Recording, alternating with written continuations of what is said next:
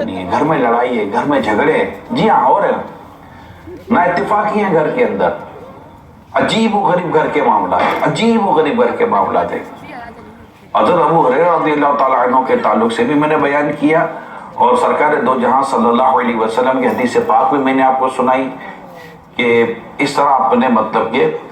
دلوں کو بھی قرآن کریم کی تلاوت سے آباد کرو، اور اپنے گھروں کو بھی قرآن کریم کی تلاوت سے ہم سب کو آباد کرنا چاہیے۔ اور جیسے حدیث پاک بھی آپ نے سنی، حدیث پاک بیان کی، تو اس میں جو قرآن مجید کا کوئی حصہ نہ ہو وہ ویران گھر کی طرح ہے، جس دل میں قرآن مجید کا کوئی حصہ نہ ہو تو وہ ویران و برباد ہے، اور اسی طرح جس گھر میں قرآن نہ ہو وہ بھی ویران ہے۔ اور قرآن کا گھر میں نہ ہونے سے مراد یہ ہے کہ قرآن گھر میں پڑھا نہ جاتا ہو۔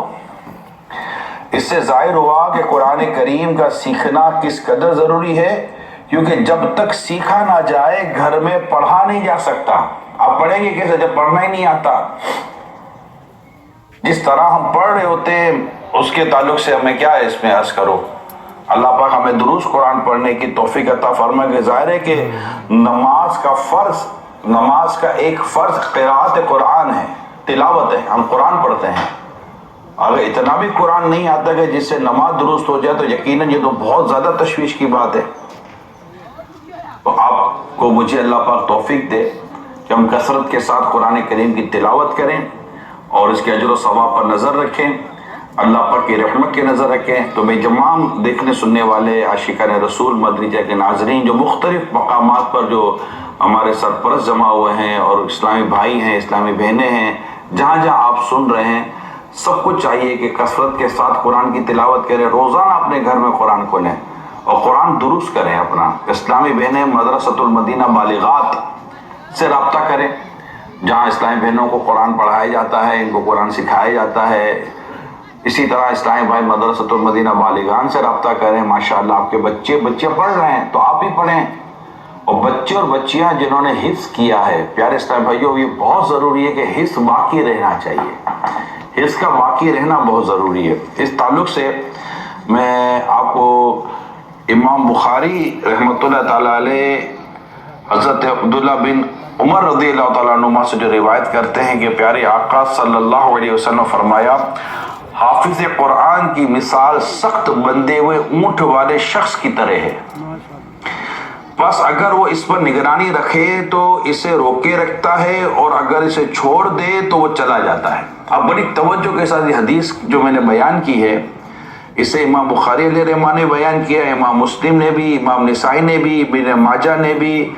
اور دیگر محدثین اور اماموں نے بھی اس حدیث کو نقل کیا ہے۔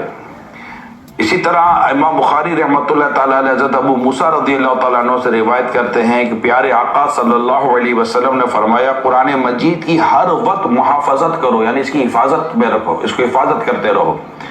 اس ذات کی قسم جس کے قبضہ قدرت میں میری جان ہے، یہ بندھے ہوئے اونٹ سے بھی زیادہ بھاگ جانے والا ہے۔ یہاں اونٹ کا بندھا ہوا ہونا اور اونٹ کا ذکر ہونا کیوں ہو رہا ہے، انشاءاللہ اس کو آج آپ سمجھنے کی کوشش کیجئے گا۔ تو یہ جو حدیث میں نے آپ کے سامنے رکھی، اب ایک اور روایت رکھتا ہوں کہ حضرت عبداللہ بن مسعود رضی اللہ تعالیٰ عنہ سے روایت ہے، رسول اکرم صلی اللہ علیہ وسلم نے فرمایا، کسی ایک کے لیے یا تم میں سے کسی ایک کے لیے یہ بات بری ہے کہ وہ کہے کہ میں نے فلاں آیت بھلا دی، بلکہ وہ یوں کہے کہ اس سے بھلا دی گئی۔ اور قرآن کو یاد رکھو، بے شک یہ لوگوں کے سینوں سے رسی سے بندھے ہوئے جانوروں سے بھی زیادہ جلد بھاگ جانے والا ہے۔ تو یہ جو روایتیں جو میں نے ابھی آپ کے سامنے بیان کی ہیں،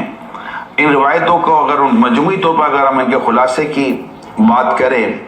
تو یہاں جو یہ بیان کیا کہ سخت بندھا ہوا اونٹ جس کو یہ کہا گیا، جو میں نے پہلی روایت آپ کو بیان کی، تو وہ مطلب کہ جو اونٹ کو بٹھا کر اس کے گھٹنے میں جو سخت رسی باندھی جاتی ہے نا، اس سے یہ رسی مراد ہے۔ سخت بندھے ہوئے اونٹ سے بھی جو مطلب وہ اس کی بھی نگہبانی کرنی پڑتی ہے۔ سو قرآن کی یاد کرنے اور اس کی ہمیشہ تلاوت کرنے کو جو اس سے تشبیہ دی گئی ہے، اس سے جو بیان کیا گیا ہے کہ اونٹ کے باندھنے کے ساتھ اس لیے یہ جو مشابہت کی گئی ہے کہ اونٹ کے بدک کر بھاگنے کا جو کھٹکا ہر وقت لگا رہتا ہے کہ اونٹ